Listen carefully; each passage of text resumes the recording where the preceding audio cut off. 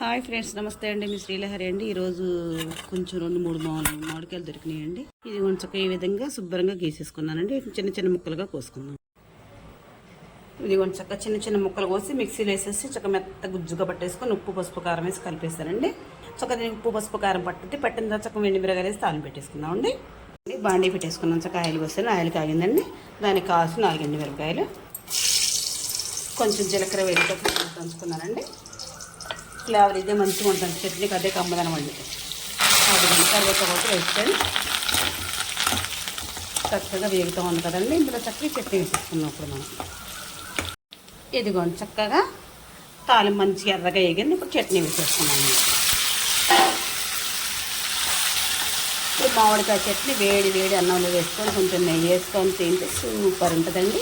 నేను చేసే విధానం మీకు నచ్చితే ఒక లైక్ ఇవ్వండి. Please subscribe.